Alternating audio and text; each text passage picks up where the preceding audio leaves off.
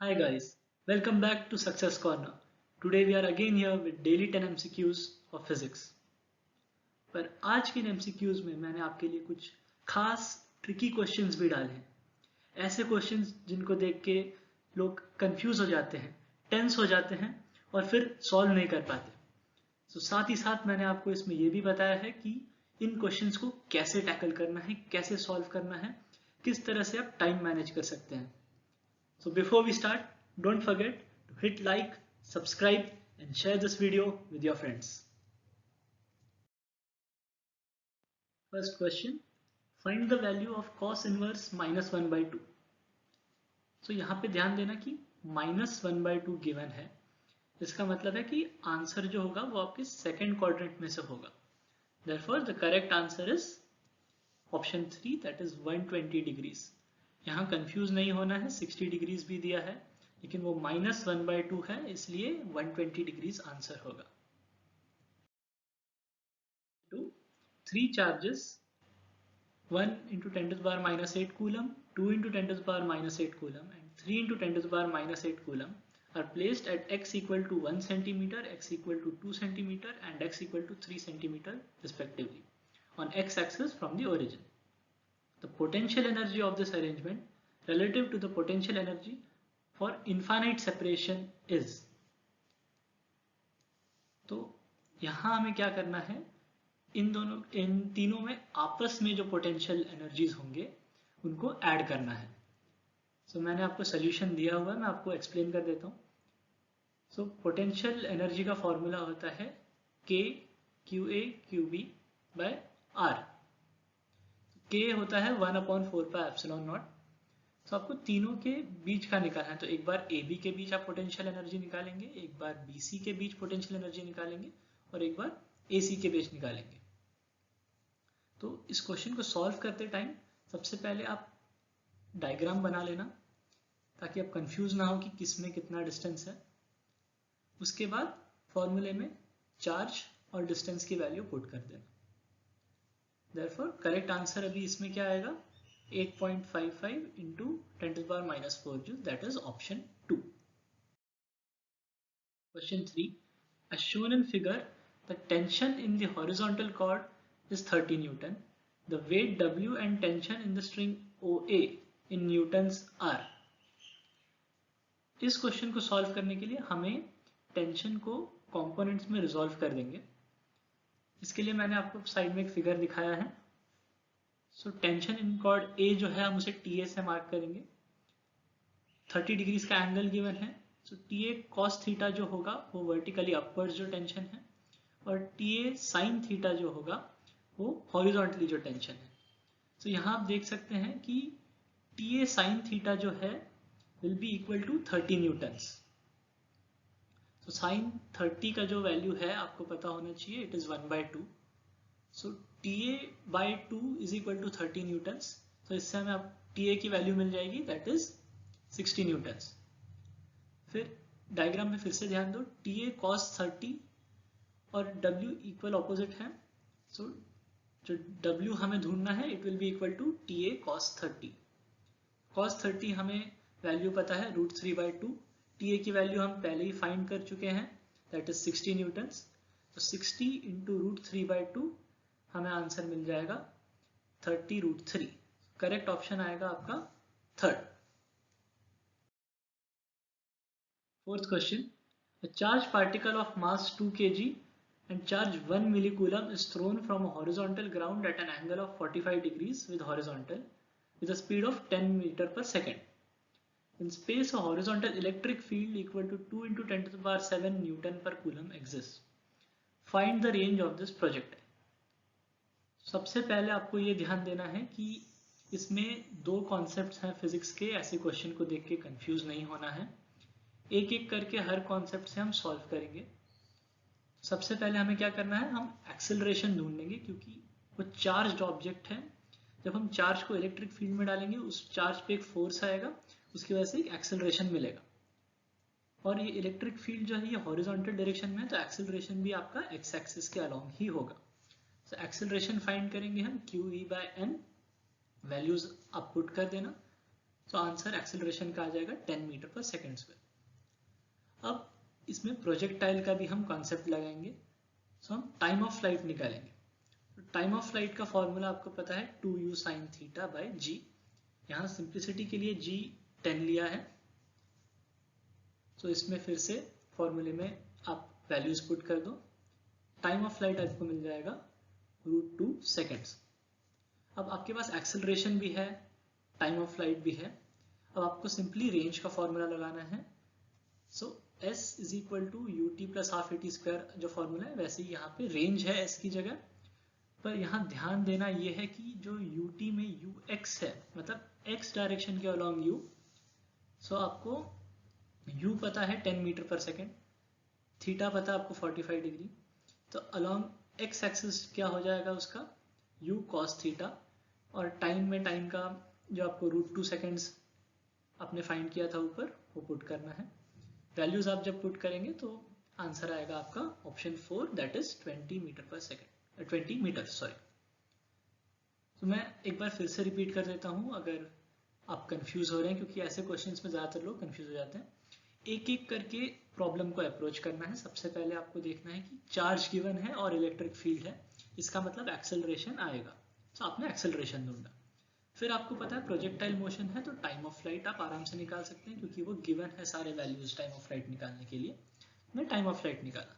जब एक्सेलरेशन मिल गया, time of flight मिल गया, तो आप आराम से डिस्टेंस का फॉर्मूला लगा के रेंज यहाँ पे फाइंड कर सकते हैं। So let's move on to the next question. Question 5. Two similar spheres having plus q and minus q charge are kept at a certain distance. The force acts between the two is F. If the middle of the two spheres, another similar sphere having plus q charge is kept, then it experiences a force in magnitude and direction as.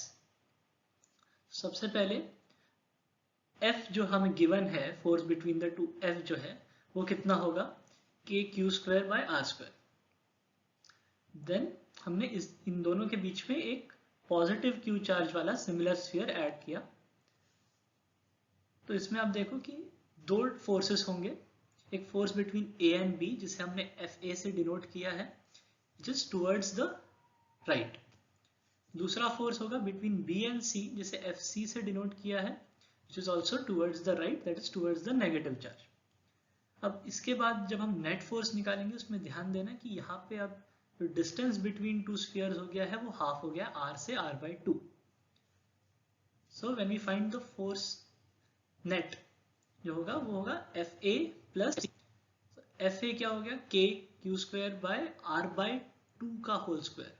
क्या r/2 का whole square, r का नहीं, r/2 का whole square. Similarly Fc का भी वैसे ही होगा, k q square by r/2 whole square. Therefore answer जो आ जाएगा वो होगा 8 k q square by r स्क्वायर। But k q square by r square क्या था आपका f, सो करेक्ट आंसर क्या आ जाएगा 8f। और डायरेक्शन मैंने आपको इमेज में दिखाई है, वो है towards the negative charge. So correct answer है आपका option 3।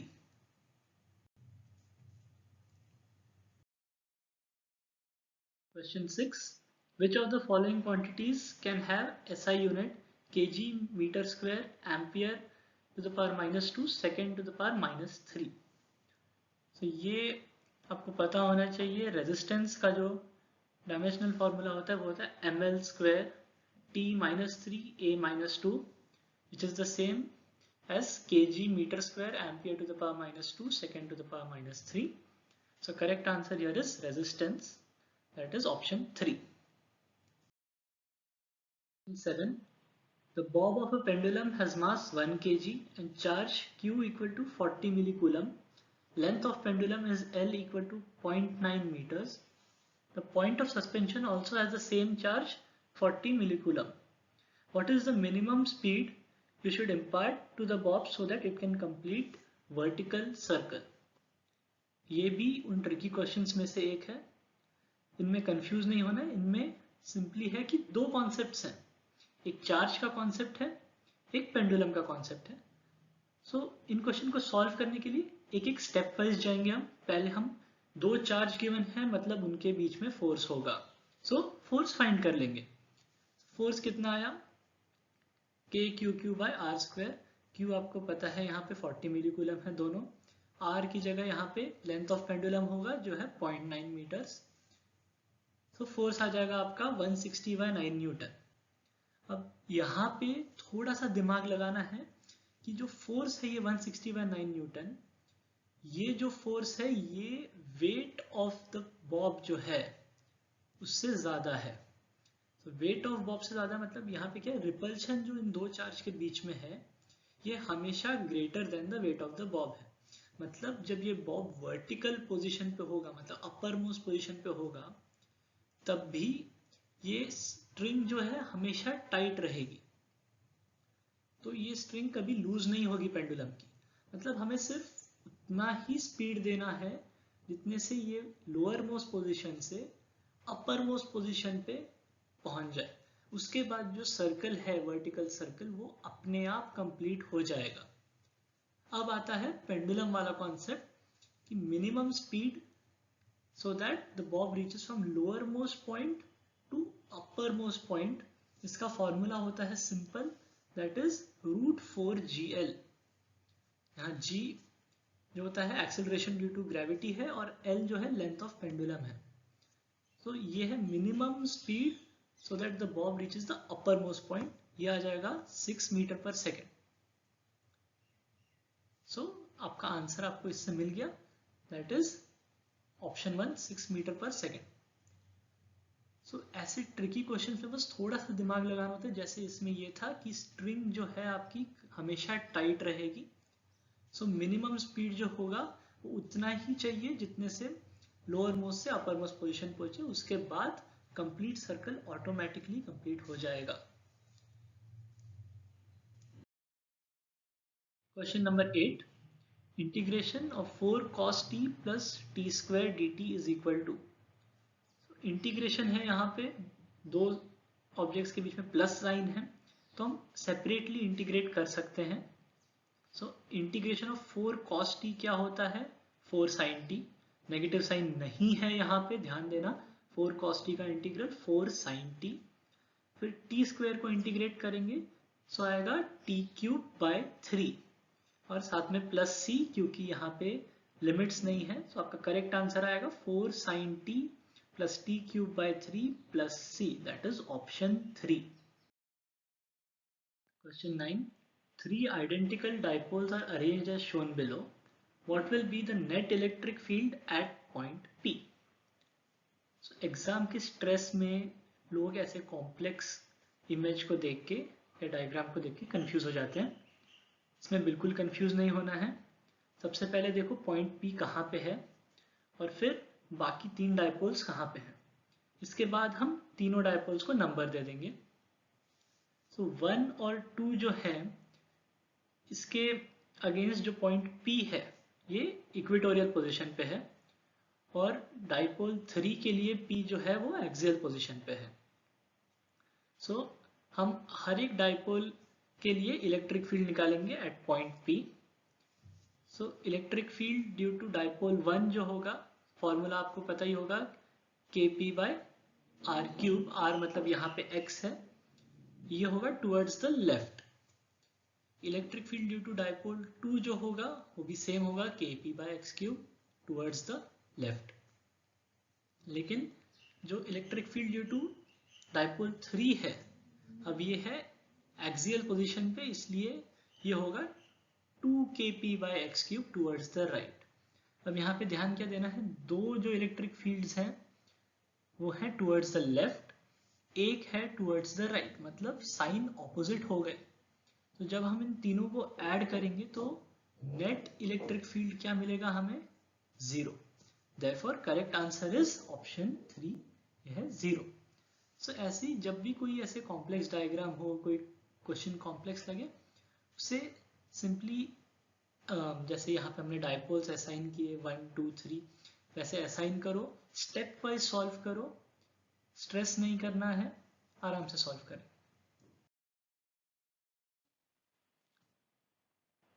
If vector A is equal to 3i cap plus j cap minus 2k cap and B equal to i cap plus lambda j cap minus 3k cap are perpendicular to each other, then the value of lambda is.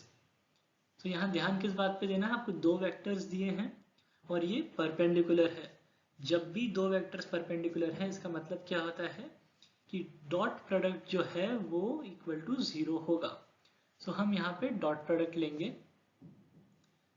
3 i cap into I cap का आ जाएगा 3, j cap into lambda j cap आ जाएगा आपका lambda, minus 2k cap into minus 3k cap, minus minus plus हो जाएगा यहाँ पे 6. जब तीनों को ऐड करेंगे तो आएगा lambda plus 9 equal to 0. So lambda equal to minus 9. Correct answer आ गया आपका option 1, that is -9. I hope आज के इन 10 MCQs के साथ आपने ये भी सीखा होगा कि कैसे उन ट्रिकी क्वेश्चंस को अप्रोच करना है, कैसे स्टेप वाइज उन्हें सॉल्व करना है. और ऐसे ही टिप्स जानने के लिए और MCQ सॉल्व करते रहने के लिए please like, subscribe and share this video. Thank you.